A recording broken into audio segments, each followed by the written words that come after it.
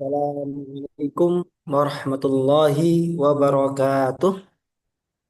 Waalaikumsalam warahmatullahi wabarakatuh. Ya, Alhamdulillahirabbil alamin. Assalatu wassalamu ala asyrafil anbiya'i wal mursalin wa ala alihi washabihi ajmain. Amma ba'd. Yang saya hormati Ustadz eh, Mudir Mahat Abu Bakar As-Siddiq, Dr. Hakimuddin Salim, LCMA. Yang saya hormati juga Ustadz Arhan Doifur, yang insya Allah akan menemani kita semua dalam acara tadabbur atau kajian tadabbur Al-Quran pada malam hari ini, yang semoga dirahmati dan diberkahi, selalu diberkahi oleh Allah dalam kesehatan maupun nikmat yang lainnya, dan juga teman-teman semuanya, para asatid, pengampu, tim tahfidz, dan juga para peserta program tahfidz pada batch satu ini yang insya Allah dirahmati Allah juga. Marilah kita bersama-sama ucapkan Alhamdulillahirabbil alamin kepada Allah Subhanahu wa taala atas segala nikmat dan juga hidayahnya kita sehingga bisa berkumpul pada kesempatan pada malam hari ini dengan keadaan sehat walafiat, dengan nikmat sempat, walaupun kita di sini masih terbatas dengan tempat, tetapi alhamdulillah dengan kita masih dipertemukan walaupun dengan online. Tak lupa sholawat serta salam mari kita haturkan kepada baginda Nabiullah Muhammad SAW. Pertama-tama saya izinkan saya sebagai MC untuk membuka acara pada malam hari ini.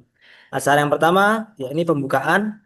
Mari kita buka acara malam hari ini dengan bacaan basmalah bersama-sama. Bismillahirrahmanirrahim. Yang kedua adalah tilawatil Quran yang insya Allah akan dibacakan oleh Ustadz Bana, Ustadz Bana At-Taqi Al-Bana. Kepada Ustadz Taqi Al-Bana, waktu dan tempat kami persilahkan. Assalamualaikum warahmatullahi wabarakatuh. Waalaikumsalam warahmatullahi Bismillahirrahmanirrahim. Subhanalladzi asra bi'abadihi laylan minal masjidil haram ilal masjidil aqsa alladzi barakna hawlahu linuriyahu min ayatina. Innahu huwas sami'ul basir. Wa atayna Musal kitaba wa ja'alnahu hudan li bani Israila alla tattakhidhu min duni wakila dzurriyyata man hamalna ma'ana innahu kana 'abdan syakura.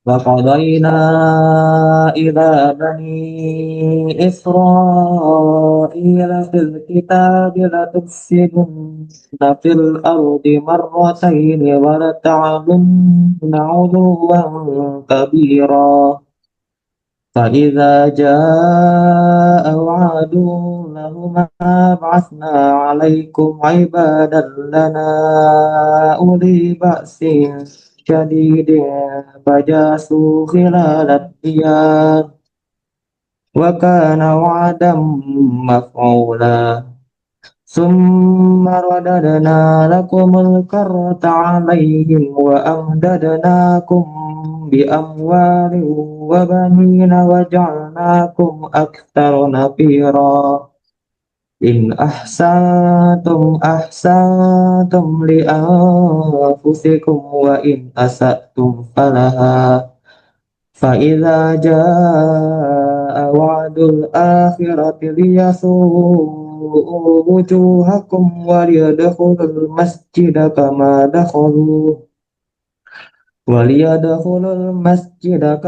دخلوه أول مرة وليتبروا ما علوا تتبيرا صدق الله العظيم.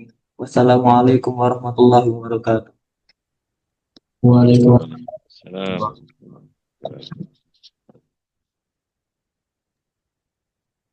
Allahumma arhamna bil Quran. Eh, Semoga dengan dibacakannya ayat suci Al-Quran menambah barokah di acara yang memang barokah ini. Dengan nanti insya Allah kita akan dilanjutkan dengan kita mentadabburi Al-Quran dan juga mendalami makna-makna Al-Quran bersama. Nanti akan eh, dipandu dan juga diajarkan oleh guru kita semua. Langsung saja ke acara selanjutnya, yakni ke acara inti kepada beliau Ustadz Farhan Doifur.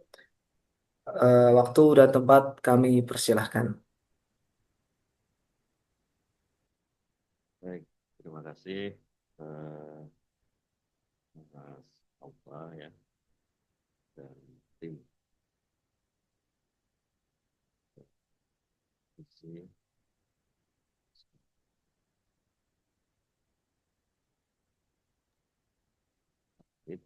Afan saat suaranya belum terdengar.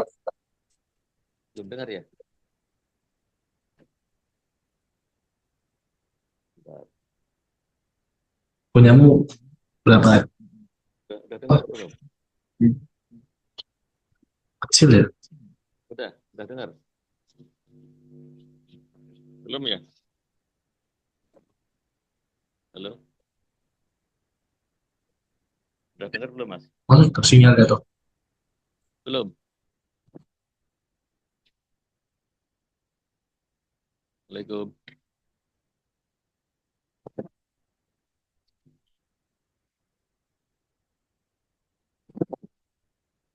Halo? Halo? Mendengar saat, Belum. tapi Belum. kecil saat. Kecil. Iya. Baik. Nah, saya copot aja nih kalau gitu.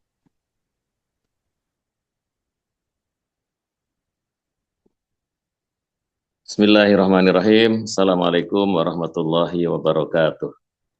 Waalaikumsalam warahmatullahi wabarakatuh. Wabarakatuh. Alhamdulillahil hayyil qayyum. Wassalatu wassalamu ala an-nabiyyil ma'sum wa ala alihi wa ashabihi wa hum jami'an lana kan nujum. Alhamdulillah pada malam hari ini kita dipertemukan oleh Allah Subhanahu wa taala dalam majelis yang mulia ini.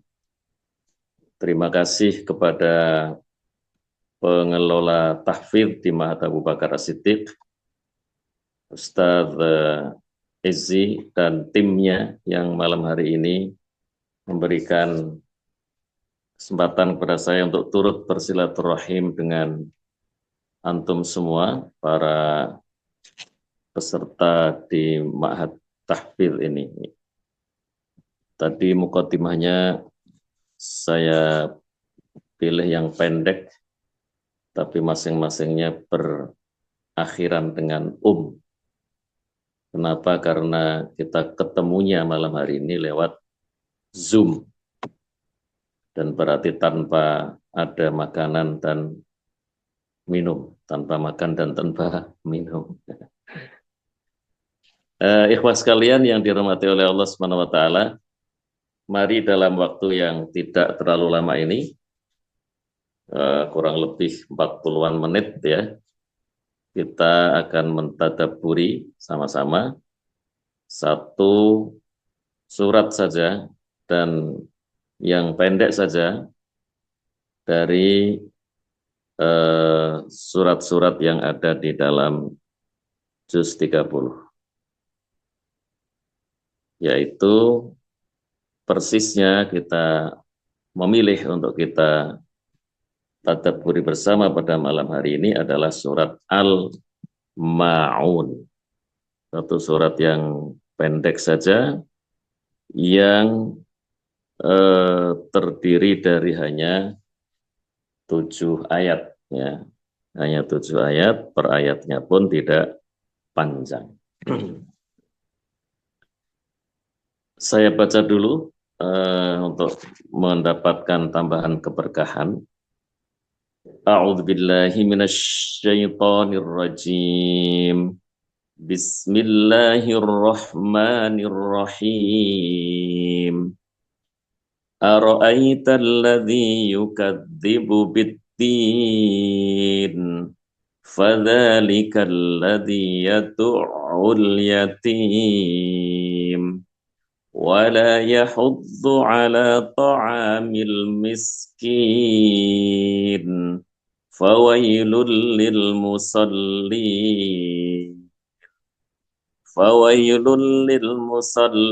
الذين هم عن صلاتهم ساهون الذين هم يراءون وَيَمْنَعُونَ الْمَاعُونَ. Shadaqallahul azim. Allahumma arhamna bil Qur'an. Sebelum kita mencoba untuk menyelami kandungan dari surat Al-Maun ini, pertama-tama saya ikut mengucapkan tahniah selamat kepada antum semuanya yang dengan kehendak dan pertolongan Allah Subhanahu wa taala menjadi bagian dari hamba-hambanya yang dekat dengan Al-Qur'an, terbukti dengan bergabung untuk menambah hafalan, ya, menambah hafalan dari Al-Qur'anul Karim yang adalah kitab petunjuk kehidupan kita semua sebagai orang-orang yang beriman ini. Ada sebuah pernyataan dari seorang alim, Imam At-Tabari kalau saya nggak salah ingat. Kata beliau ketika mengomentari ayat atau firman Allah Subhanahu wa taala yang berbunyi a'udzubillahi minasyaitonir rajim wa idza quri'al qur'anu fastami'u lahu wa ansitu la'allakum turhamun. Ayat ini Allah memerintahkan di dalamnya kepada kita bahwa tatkala ada Al-Quran, ayat-ayat Al-Quran dibacakan, wa idza quri'al Qur'anu, maka Allah memerintahkan untuk pasang telinga, fastami'u lahu, dengarkan, wa ansitu, dan perhatikan tanpa aktivitas lain, ya. Dengarkan baik-baik, la'allakum turhamun, agar kalian semua dirahmati oleh Allah Subhanahu wa ta'ala. Kemudian beliau mengatakan bahwa la'alla kalau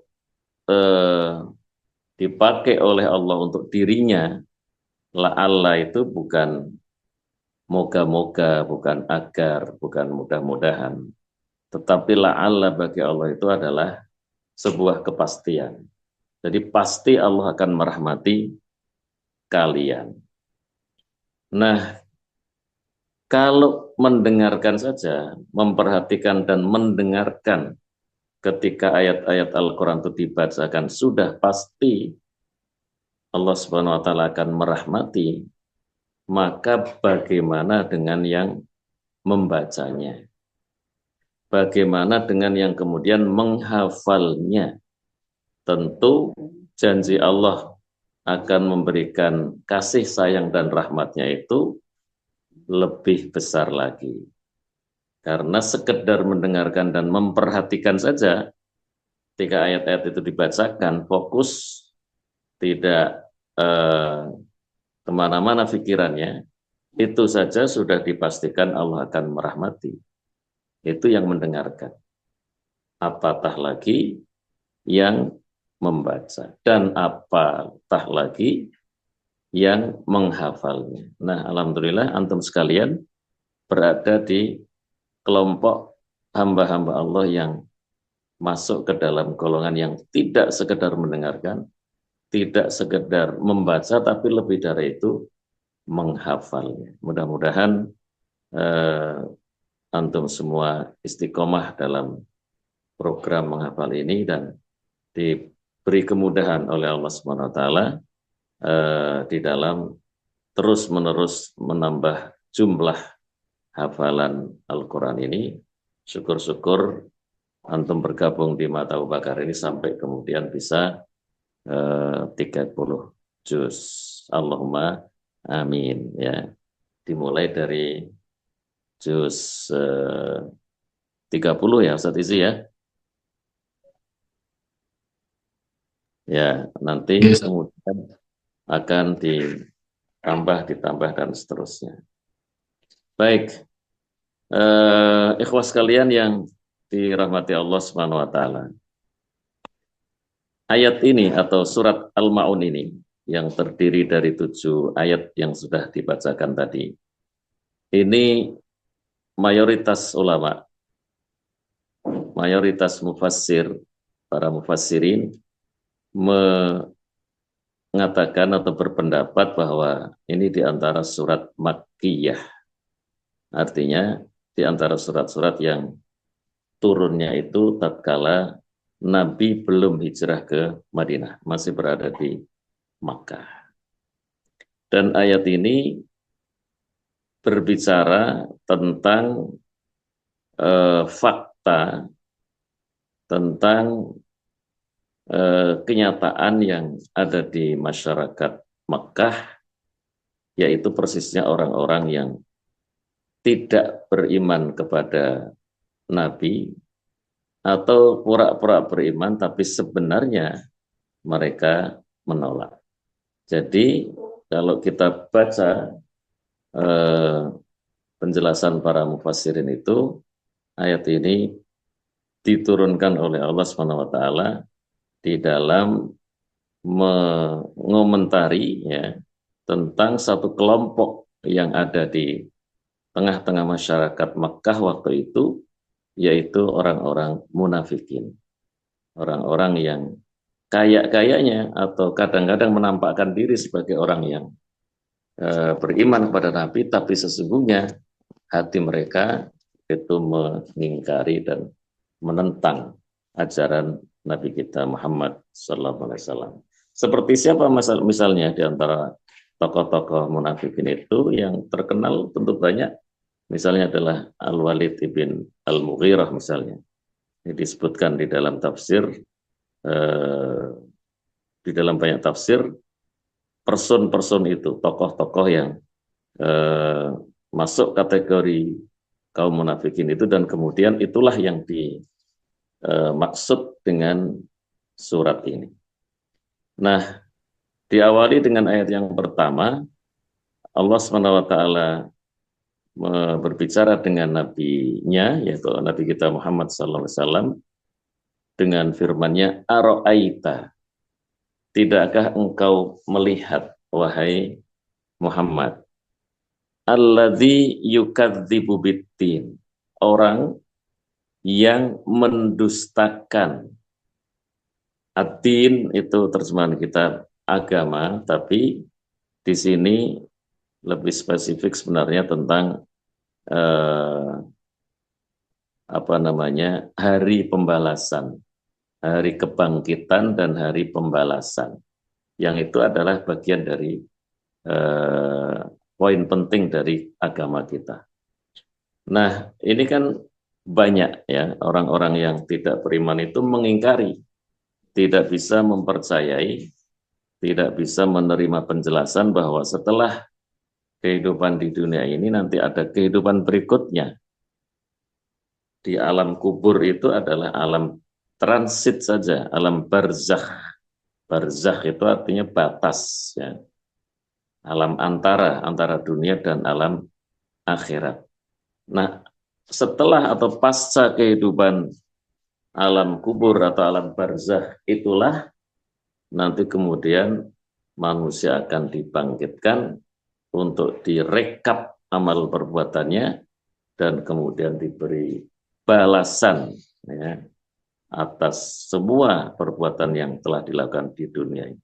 Nah, adanya hari kebangkitan itu, yang selanjutnya ada hisab dan ada jaza itu diingkari oleh orang-orang yang tidak beriman. Nah, ini Allah Subhanahu wa taala mengingatkan nabinya untuk menyadari realitas itu, bahwa ada orang yang tidak mempercayai hal yang demikian.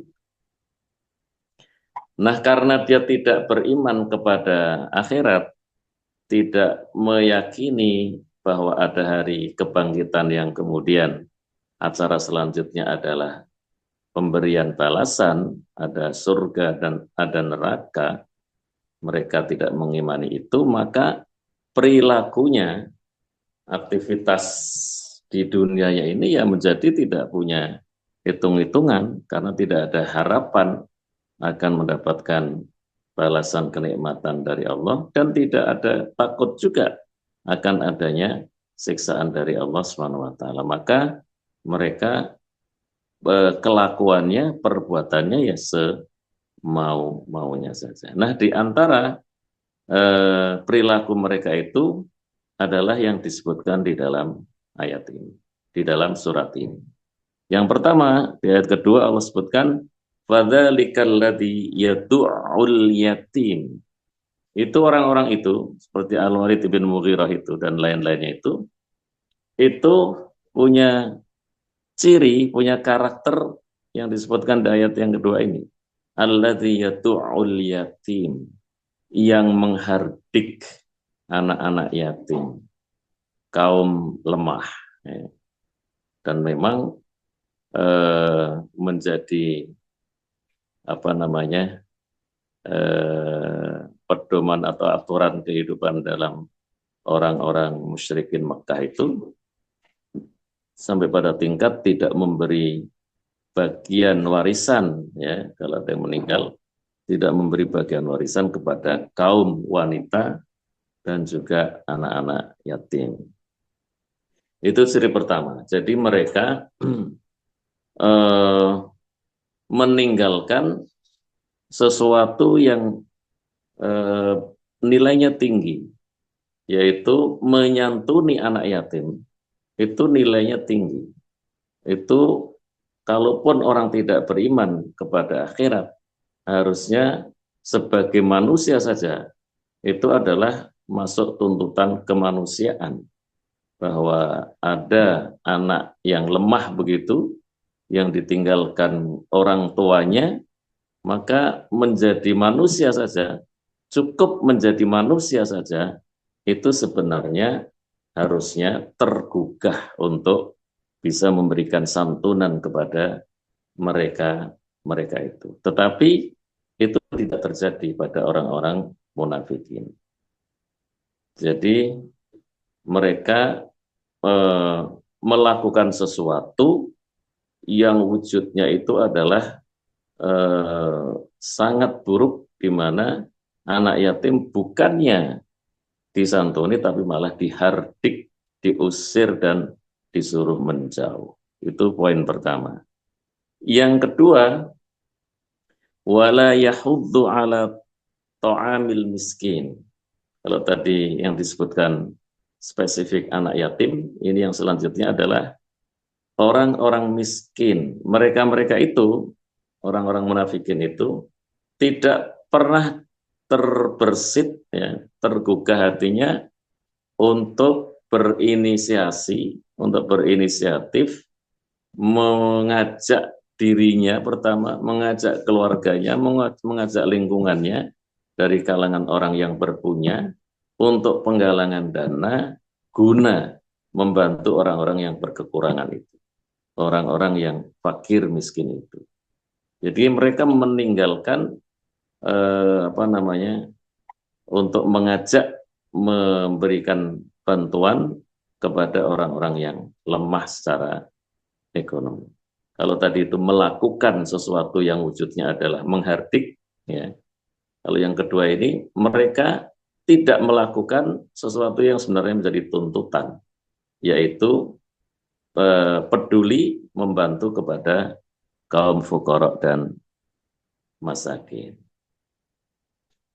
Lalu kemudian di ayat yang selanjutnya Allah menyatakan fawailul lil musallin, maka sungguh celaka orang-orang yang melakukan sholat, tetapi sholatnya itu sholat yang penuh dengan pencitraan saja, hanya acting saja, karena orang-orang munafikin tadi itu, orang-orang yang tidak mempercayai ada hari kebangkitan, maka kalau kemudian sesekali ketika bersama orang-orang yang beriman itu sholat, maka sholat mereka adalah sholat yang acting dari itu.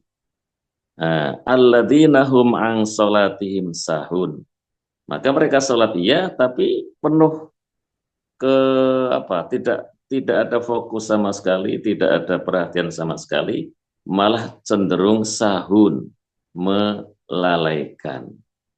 Tidak ada perhatian spesial karena mereka secara keyakinan memang tidak mempercayai adanya akhirat. Kemudian ditambah kalau kemudian ikut bersama kaum muslimin jamaah misalnya, maka sholatnya itu sholat yang dengan tujuan untuk dilihat, untuk dinilai, untuk dipuji, untuk dianggap, dipercaya sebagai bagian dari kalangan orang-orang muslimin. Yaitu alladzina hum yura'un. Sholat ya kadang-kadang bersama kaum muslimin, tetapi yura'un, riak. Ya. Tujuannya adalah untuk dipuji, dilihat oleh masyarakat pada umumnya. Wa yamna'unal ma'un.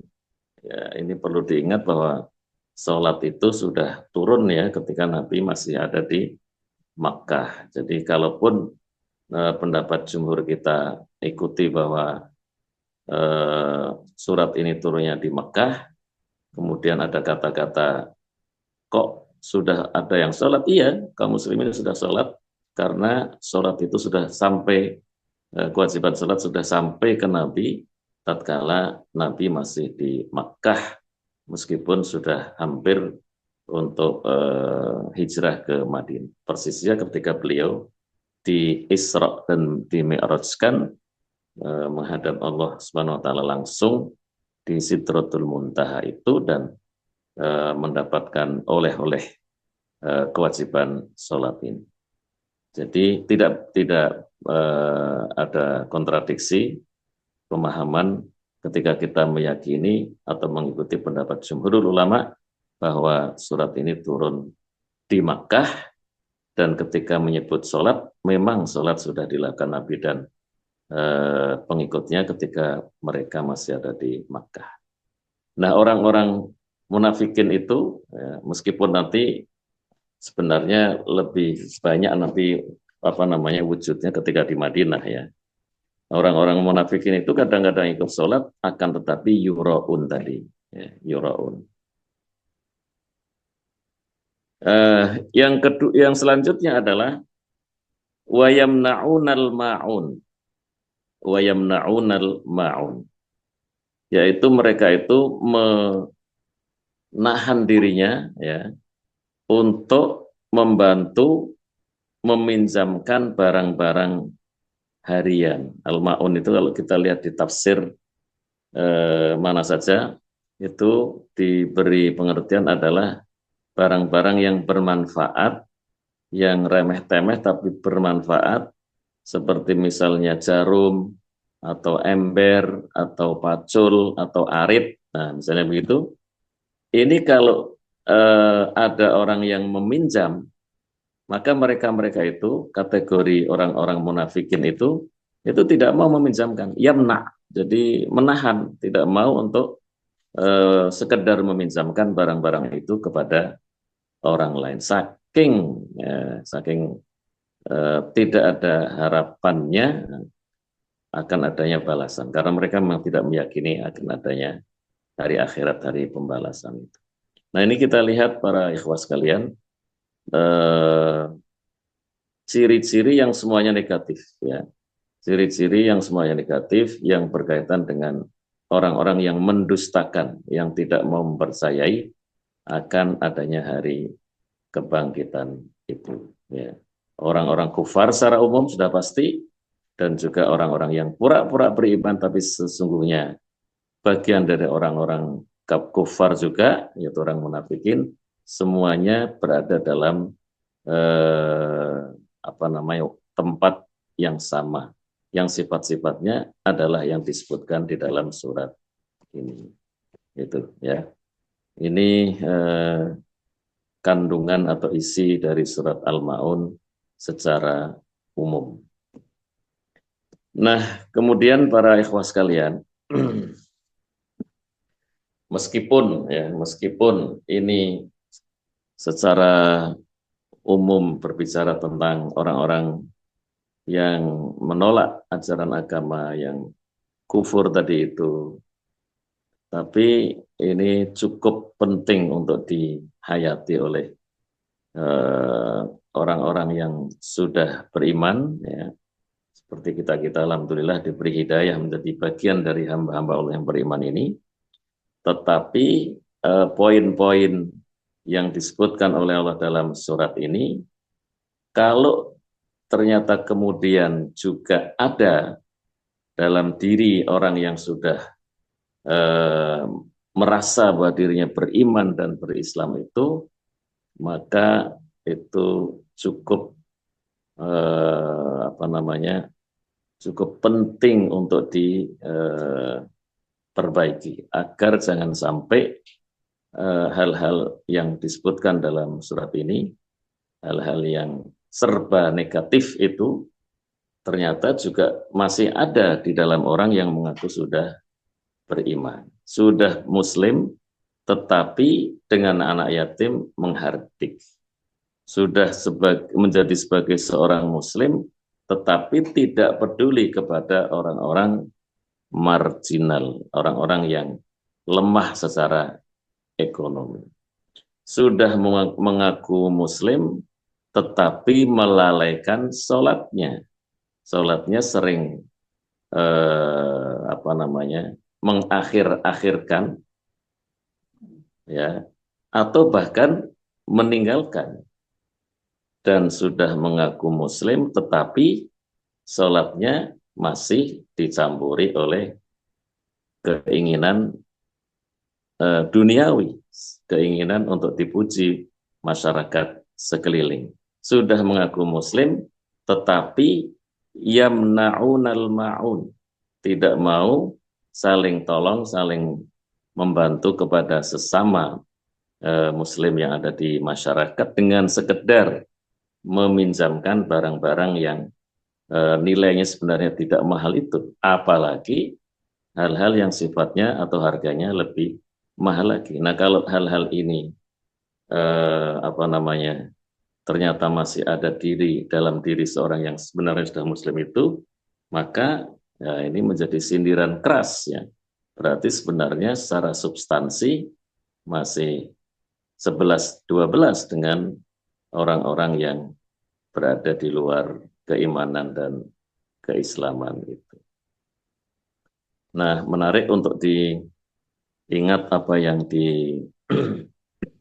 dilakukan oleh pendiri Muhammadiyah Al-Maghfurlah Kiai Haji Ahmad Dahlan ketika dakwah pertama-tama di Jogja itu. Beliau punya santri, dan kemudian di antara kurikulumnya adalah menghafal surat-surat pendek yang ada di dalam juz amma ini, dan kemudian sudah sampai di surat Al-Ma'un ini, dan kemudian beliau bertanya kepada santrinya, apakah kalian semua sudah hafal dan faham isi dari surat Al-Ma'un itu? Mereka mengatakan, ya, kami sudah hafal itu dengan baik. Tapi ternyata beliau, Kiai Haji Ahmad Dahlan, ingin menunjuk kepada sesuatu yang sifatnya substantif, ya, bahwa kalau sekedar hafal, iya, tapi kalau kalian belum mengamalkan isinya, maka sebenarnya kalian belum paham surat Al-Ma'un ini. Maka mereka disuruh untuk menyebar ke beberapa jalan di Jogja itu, dan kemudian untuk memberi santunan, memberi bantuan kepada orang-orang ini, orang-orang yang lemah secara ekonomi, itu anak yatim, orang-orang miskin.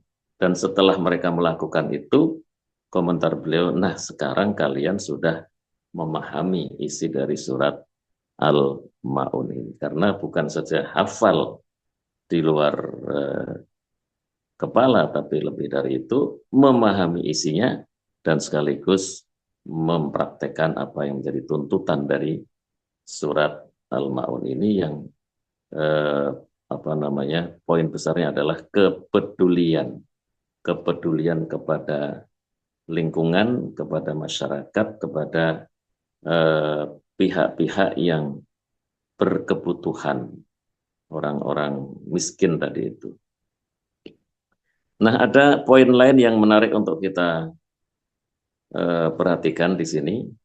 Kata Ibnu Abbas, ya, radhiyallahu anhuma, ini seorang sahabat Nabi yang sekaligus saudara dekat Nabi, anak paman beliau, jadi sembah ya, sekakek dengan beliau. Ibnu Abbas ini pernah mengatakan, alhamdulillah bahwa ayat ini Allah mengatakannya alladzina hum an salatihim, bukan fi salatihim. Sebab kalau Allah sampai menyebutkan fi salatihim, nah ini semua orang, termasuk mereka para sahabat itu kena semua. Jadi termasuk orang-orang yang dalam sholatnya itu kan tidak 100% full fokus, tidak memikirkan hal yang di luar sholat. Ya. Kan mesti ada lengahnya pikirannya, terbang kemana, blank kemana. Nah, alhamdulillah bunyi ayatnya itu bukan alladzina hum fi sholatihim, tapi an sholatihim. Kalau an sholatihim mereka tidak terkena, karena mereka adalah orang yang perhatian perhatian tinggi dengan waktu-waktu sholat itu. Begitu waktu sholat masuk mereka sholat. Tapi kalau punya fi sholatihim, sahun, mereka orang-orang yang lalai ketika mengerjakan sholat, nah berarti mereka para sahabat pun kena dengan pasal ini, dan itu cukup mengkhawatirkan kalau bunyinya fi. Ya. Nah, Ibnu Abbas saja, seorang sahabat dekat Nabi yang mendapat julukan Turjumanul Quran, itu merasa berbahagia sekali bahwa punya tidak fi sholatihim. Padahal sholat mereka pasti walaupun ya ada blank-blanknya tadi itu, pasti jauh di atas kita tingkat kekhusyukan dan penghayatan mereka. Maka kita pun jauh lebih alhamdulillah bahwa bunyinya an sholatihim, bukan fi sholatihim. Kemudian poin lain yang ingin saya sampaikan, ikhwah sekalian yang dirahmati Allah, bahwa ajaran agama ini memang pondasinya adalah iman. Ada rukun iman yang 6 itu.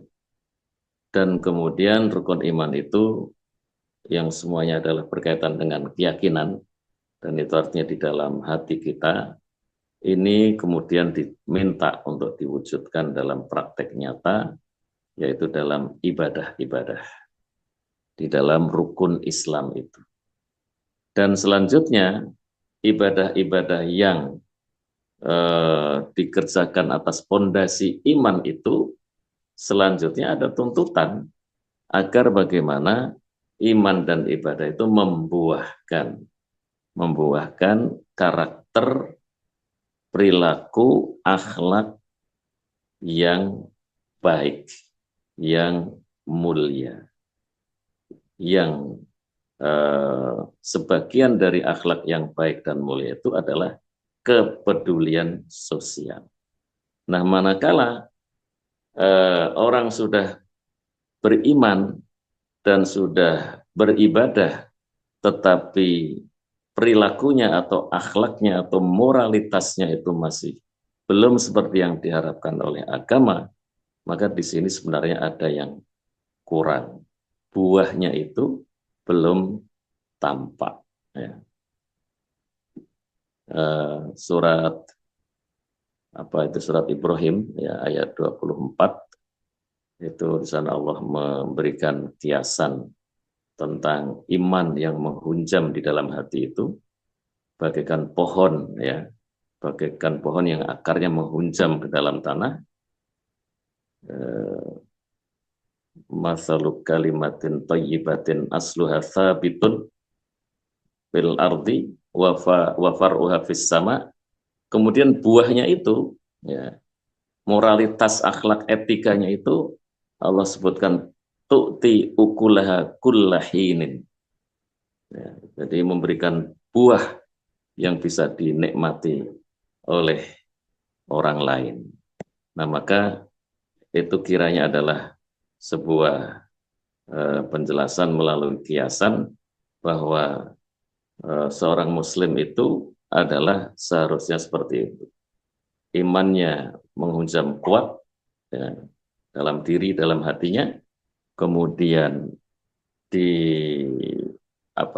diwujudkan ya, dalam bentuk pelaksanaan ibadah-ibadah yang ada di dalam rukun Islam itu, dan kemudian iman dan ibadah itu membuahkan perilaku, perbuatan, akhlak, moral, etika yang serba baik dan serba mulia, sehingga orang-orang yang ada di sekelilingnya itu tidak terganggu dengan keberadaan seorang muslim dimanapun dia berada. Dan ini yang kemudian mendapatkan penegasan di sana sini berkali-kali oleh baginda Nabi tentang keharusan seorang muslim itu untuk tampil, untuk hadir di tengah masyarakat sebagai orang yang minimal tidak menimbulkan gangguan bagi orang lain. Syukur-syukur yang lebih diharapkan lagi adalah memberikan manfaat kepada orang lain. Kalau sampai masih memberikan mendatangkan gangguan, maka kemusliman, keimanannya itu masih dipertanyakan. Ya. Sehingga statement Nabi itu suatu ketika beliau mengatakan, wallahi la yu'min, wallahi la yu'min, wallahi la yu'min. Sampai 3 kali beliau menyebutkan kalimat itu dengan nada keras. Sungguh tidak beriman, sungguh tidak beriman, dan sungguh tidak beriman. Para sahabat segera bertanya, siapakah yang panjenengan maksud orang yang beriman, yang tidak beriman itu ya Rasulullah? Dan beliau menjelaskan, man la ya'manu jaruhu bawa'iqahu. Orang yang tetangganya tidak merasa aman dengan tindak tanduknya, dengan tingkah lakunya. Nah, maka ikhwas sekalian, ini adalah PR kita setiap saat untuk melakukan evaluasi sekuat dan sedalam apa menghunjamnya iman itu di dalam diri kita, dan kemudian semaksimal apa kita melakukan ibadah-ibadah sebagai tuntutan dari iman itu, dan kemudian sejauh mana pula hasil dari keimanan dan keislaman atau pelaksanaan ibadah itu tampak ya, tampak di dalam perilaku kita sehari-hari. Tentu ini fluktuatif yang kayak begini ini, tapi mudah-mudahan dengan adanya evaluasi muhasabah yang rutin dilakukan oleh seorang muslim, maka akan terjaga dengan baik. Kalaupun mengalami penurunan, segera bisa diatasi agar tidak menurunnya terlalu drastis. Demikian kurang lebih ikhwas sekalian yang dirahmati oleh Allah Subhanahu wa taala, sedikit yang bisa saya sampaikan tentang isi daripada surat Al-Ma'un ini. Jadi ini boleh kita katakan sebagai surat yang pesan utama itu adalah pesan sosial. Pesan sosial. Bagaimana menjadi orang yang peduli dengan lingkungannya, masyarakat, dengan tetangga, dengan hande taulan, apalagi kerabat. Tidak cukup dengan hanya beriman dan kemudian melaksanakan ibadah-ibadah dan titik. Ya. Itu masih sangat individual semua kalau seperti itu. Tetapi yang dilanjutkan, yang diminta selanjutnya adalah bagaimana bisa hadir di tengah-tengah masyarakat sebagai orang yang tidak menimbulkan gangguan dan bahkan memberikan manfaat kepada orang lain. Dan statement Nabi juga, ya, ketika beliau menyampaikan tujuan dari kerasulan beliau pernah mengatakan, innama bu'ithu liutammima makarimal akhlak. Sesungguhnya aku ini diutus semata-mata untuk menyempurnakan akhlak yang mulia. Jadi ujungnya dari akidah ke ibadah itu adalah penyempurnaan akhlak yang mulia itu. Mudah-mudahan Allah memberikan tambahan taufik dan hidayahnya terus-menerus kepada kita, sehingga iman kita semakin kuat, ibadah kita juga semakin maksimal, dan kemudian hasil dari akidah dan ibadah itu semakin tampak pula buahnya itu, sehingga kita menjadi hamba-hamba Allah yang bermanfaat bagi orang lain. Barakallahu fikum jami'an. Nah, ini tepat 40 menit ya. 40 menit tepat. Amin. Saya kembalikan kepada Mas Aufa untuk apa selanjutnya, apa ada diskusi atau apa. Terima kasih. Baik, terima kasih pada Ustadz Dr. Farhan atas materi yang disampaikan. Izin menggantikan Ustadz Aufa karena qadarullah beliau ada kegiatan di luar dan juga tadi laptopnya mati. Jadi yang menggantikan menjadi MC-nya adalah saya sendiri. Kami buka tanya jawab untuk para peserta yang hadir pada malam hari ini. Monggo silakan yang ingin bertanya terlebih dahulu bisa melalui chat ataupun bertanya secara langsung dengan on mic.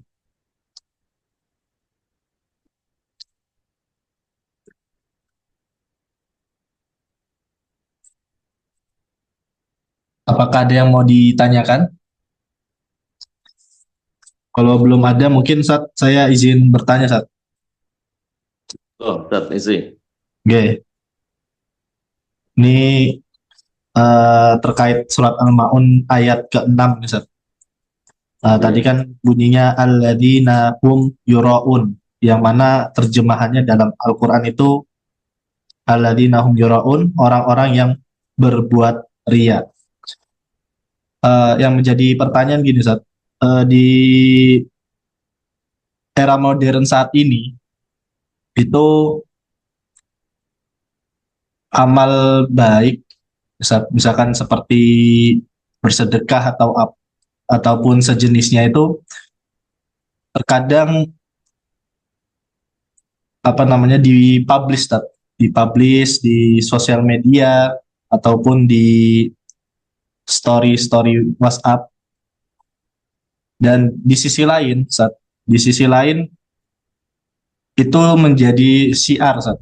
Maksudnya buat memotivasi orang-orang untuk bisa atau untuk mau beramal, Sat. Jadi di sisi lain itu positif, tapi di sisi lain mungkin bisa menimbulkan hal yang negatif seperti riya. Nah, mungkin yang menjadi pertanyaan saya, Sat, apa ada tips-tips agar kita dapat terhindar dari sifat riya ini, Sat? Kemudian yang kedua yang ingin saya tanyakan, apakah ada macam-macam ataupun jenis-jenis dari riya menurut para ulama, Sat? Mungkin itu, Sat. Oke, terima kasih Mas Izi atas pancingan pertanyaannya. Bersedekah atau berinfak secara terbuka, secara apa namanya diumumkan begitu, itu sebenarnya tidak ada larangan. Ya, ayatnya kan juga berbunyi sirraw wa alaniyah, secara sembunyi-sembunyi, tidak diketahui orang, atau secara terang-terangan disebut namanya, diumumkan, ya, ditempel di pengumuman masjid misalnya, atau bahkan di medsos, ya, itu tidak mengapa. Hanya saja kalau kita berbicara tentang mana yang baik dan mana yang aman, ya, maka tentu infak atau sedekah yang super rahasia itu jauh lebih baik, karena lebih safe kiranya dari kemungkinan terjangkit penyakit riak tadi. Debu-debu riak bisa eh, cepat masuk, ya, ke dalam infak atau sedekah yang diumumkan tadi, ya. Tetapi secara prinsip itu tidak mengapa. Hanya tuntutan untuk mengelola hatinya tentu lebih besar ketika infak kita itu diumumkan oleh pihak yang menerima infak itu. Kan beda kalau disebutkan hamba Allah begitu, masjid kan tetap harus mencatat dari mananya. Kalau kita bilang Allah, itu kita lebih aman. Tapi kalau disebut namanya, nah itu kadang-kadang menjadi ada rasa, ada hurur, ya, ada merasa bangga, tersanjung, ya, dan kemudian selanjutnya bisa infak lagi dengan tujuan ini, ya, ini sudah masuk ini sudah masuk apa namanya eh, apa namanya bibit-bibit atau debu-debu riak tadi itu. Nah, kalau yang lebih aman tentu yang rahasia tadi itu, dan orang yang bersedekah secara rahasia itu kan disebut oleh Nabi sebagai bagian dari 7 orang yang kelak akan mendapatkan naungan di hari di mana tidak ada naungan selain naungan Allah. Ya, 7 orang itu salah satunya adalah orang yang berinfak dengan sangat rahasia, ya, dengan sangat rahasia, sampai tangan kirinya pun diibaratkan oleh Nabi, sangat rahasianya itu tangan kirinya pun tidak mengetahui apa yang dikeluarkan oleh tangan kanannya. Gitu. Nah, monggo kalau sekaligus ada apa namanya, ada tujuan untuk memberikan eh, apa namanya, menggugah kesadaran masyarakat agar turut berinfak begitu, ya, maka diumumkan menjadi ada poin pahala lain lagi, ya, kalau ada niatan sebagai pancingan kepada masyarakat untuk berinfak, ya. Tapi sekali lagi kalau masalah lebih amannya, lebih safe-nya agar pahalanya utuh, itu adalah yang super rahasia, gitu. Ada pembangunan masjid, kemudian tiba-tiba ada datang bantuan eh, bata atau batu atau semen, ya, 1 truk gitu, dan tidak diketahui siapa yang mengirimkan itu. Wah, itu yang sangat mahal harganya kalau ada yang bisa melakukan itu. Dulu saya pernah baca berita di Solo Pos kalau nggak salah, sudah lama ini, udah 15-an tahun lebih mungkin malah. Itu ada seorang pasien dirawat di sebuah rumah sakit di Solo, dan kemudian sudah sembuh, tetapi belum diizinkan untuk meninggalkan rumah sakit karena belum bisa membayar, ya, tagihannya, biaya perawatan dan berobatnya di rumah sakit itu. Dan itu sempat tersebar di masyarakat. Lalu ada seseorang yang mengetahui berita itu dan sampai mencari tahu tagihannya itu berapa. Lalu orang ini datang menemui kasir di rumah sakit itu dan memberikan sejumlah uang yang menjadi tagihannya itu, dibayarkan dan tidak mau disebut siapa dia. dia tujuannya agar ibu yang sakit itu ibu-ibu itu bisa segera kembali ke rumahnya dan tidak lagi menanggung beban utang biaya berobatnya. Itu luar biasa. Itu tidak diketahui siapa orang itu. Karena ketika kasirnya mau mencatat juga tidak menyebutkan namanya. Nah, jadi itu Mas Izi ya. Tidak mengapa di zaman serba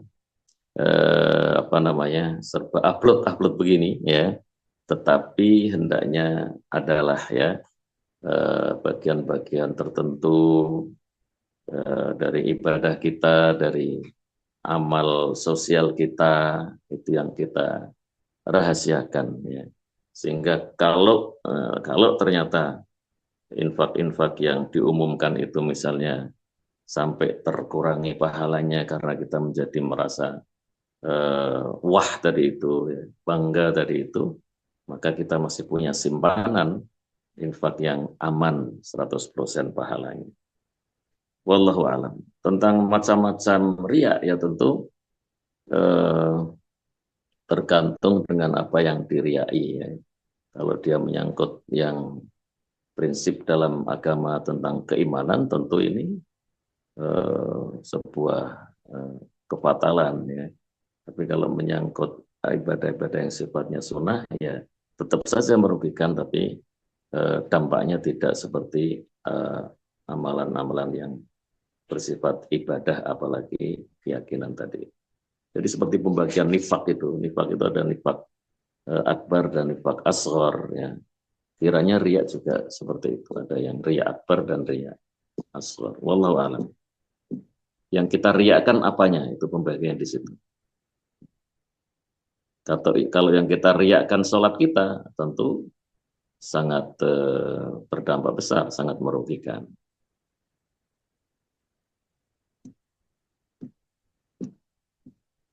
Oke, mungkin Mas Isi.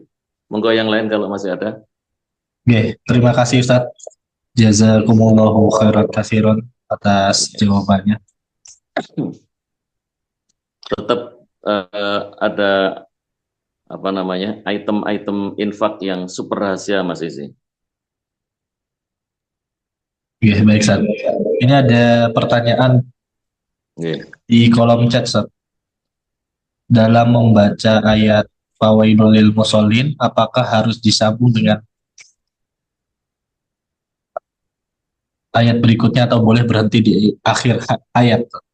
Iya, iya ini kalau kita baca mushaf ya untuk kehati-hatian ditulis di situ ada lam kecil ya, lam alif ya, lam alif kecil itu tulisannya itu sebuah petunjuk ya agar sebaiknya tidak berhenti la tatawaqaf ya.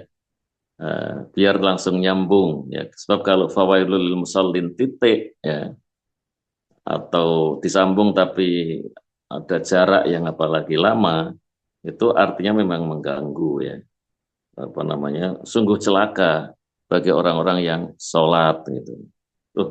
Sholat kok celaka padahal ada kelanjutannya. Tapi kalau berhenti sejenak gitu insya Allah tidak apa-apa ya. Fawailul lil musallin kemudian dilanjutkan. Tapi biasanya saya kalau membaca ini saya termasuk yang melanjutkan. Kalau saya pas membaca surat ini di sholat biasanya saya termasuk yang melanjutkan. Fawailul lil musallin alladzina hum dan seterusnya.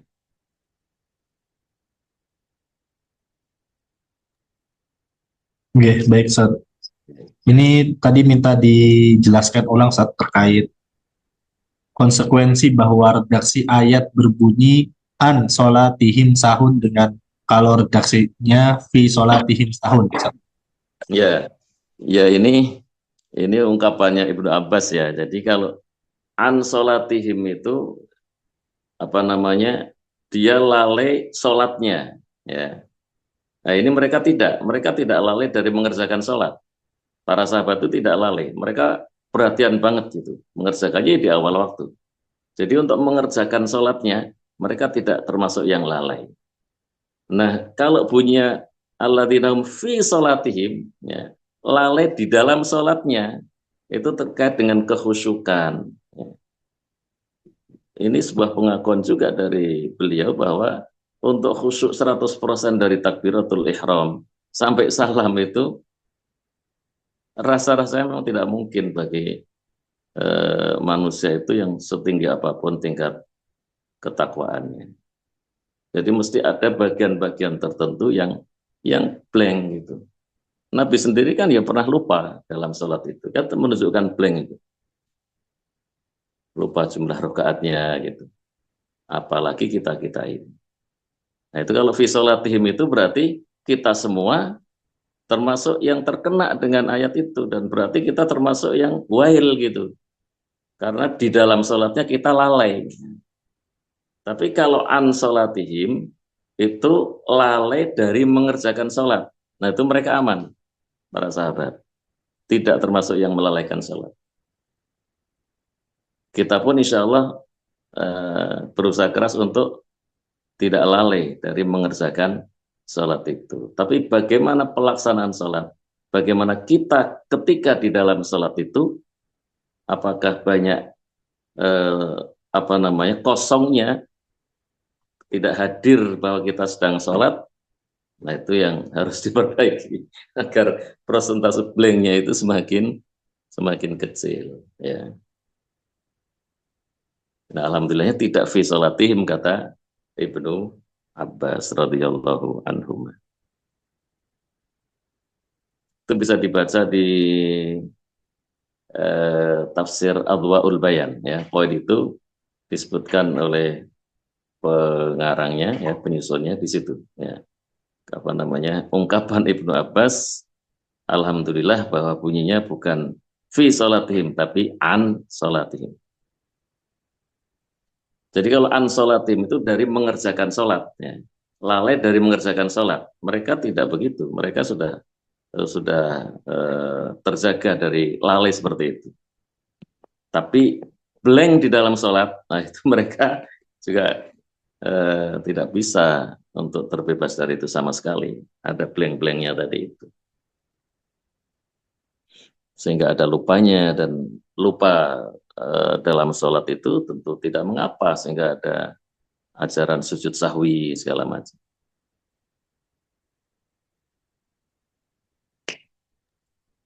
Baik.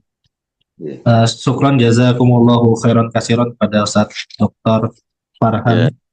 Satu poin lagi, Mas ini. Satu Okay. poin lagi, ya, tentang apakah ini makkiyah atau madaniyah tadi. Silakan antum dibaca lagi, ya, di dalam lagi di situ. Ya, memang sedikit ada pertanyaan, ya. Kalau ini dianggap makkiyah, kenapa ada informasi tentang mereka sholat dengan niat untuk riya gitu. Padahal wujud orang-orang munafikin ketika di Mekah itu belum terlalu tampak gitu, ya. Nah mungkin yang mengatakan atau berpendapat bahwa surat ini adalah madaniyah karena ada tentang orang munafikin. Ayat surat ini berbicara tentang orang-orang munafikin yang model perbuatannya itu adalah seperti itu, yang moralitasnya seperti itu, tidak peduli kepada orang lain, yatim piatu, orang-orang miskin, dan kalau sholat penuh pencitraan, ria, dan seterusnya. Nah, itu silahkan antum baca lagi, ya.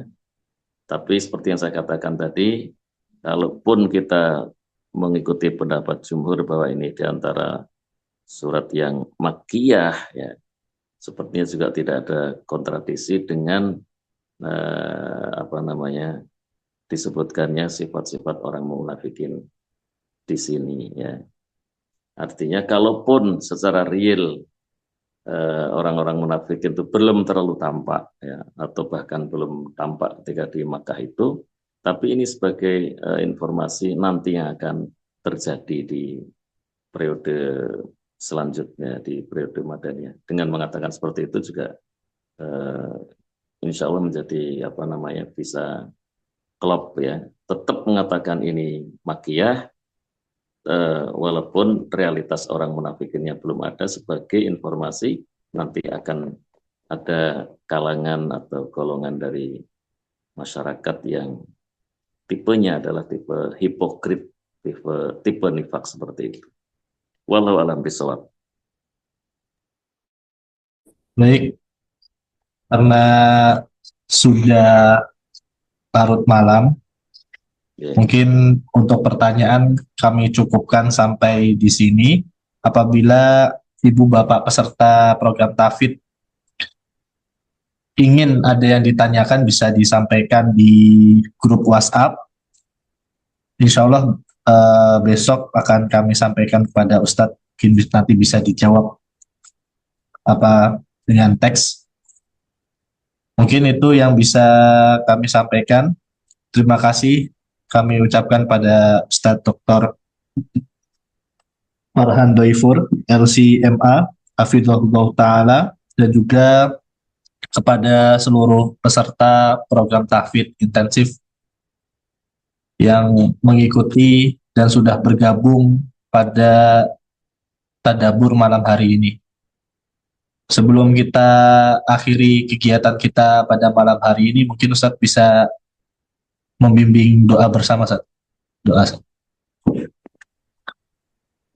Oke, mari kita sama-sama menengadahkan hati dan tangan untuk memohon kepada Allah tambahan hidayah, tambahan taufik, tambahan energi untuk bisa tetap berjalan di atas agama ini, ya, istiqomah di jalan kebenaran ini, karena hanya dengan bantuannya lah seorang manusia bisa berada di jalan yang baik dan benar itu. Bismillahirrahmanirrahim. Alhamdulillahirabbil alamin. Hamdaz syakirin, hamdaz dzakirin, hamdan yaliqu bi jalali wajhihil karim wa adimi sultanih. Allahumma shalli ala Muhammad wa ala alihi wa sahbihi ajmain. Allahumma inna nas'aluka salamatan fid din wa afiyatan fil jasad wa ziyadatan fil ilmi wa barakatan fil rizqi wa taubatan qabla al maut wa rahmatan indal maut. Allahumma hawwin alaina fi sakaratil maut wan najata minan nar. Rabbana zalamna anfusana wa illam taghfir lana wa tarhamna lanakunanna minal khasirin. Rabbana hab lana min azwajina wa dhurriyyatina qurrata a'yun waj'alna lil muttaqina imama. Allahumma aslih lana dinana alladhi huwa ismatu amrina wa aslih lana dunyana allati fiha ma'ashuna wa aslih akhiratana wa aslih lana akhiratana allati fiha ma'aduna waj'alil hayata ziyadatan lana fi kulli khair waj'alil mauta rahatan lana min kulli syarr. Allahumma arinal haqqa haqqa warzuqna ittiba'ah wa arinal batila batila warzuqna ijtinabah. Allahumma rabbana atina min ladunka rahmah wa hayyi' lana min amrina rasyada. Rabbana atina fid dunya hasanah wa fil akhirati hasanah wa qina adzabannar. Subhana rabbika rabbil izzati amma yasifun wa salamun alal mursalin walhamdulillahi rabbil alamin. Sepiring nasi lauknya ikan, ketemu lagi kapan-kapan insya Allah.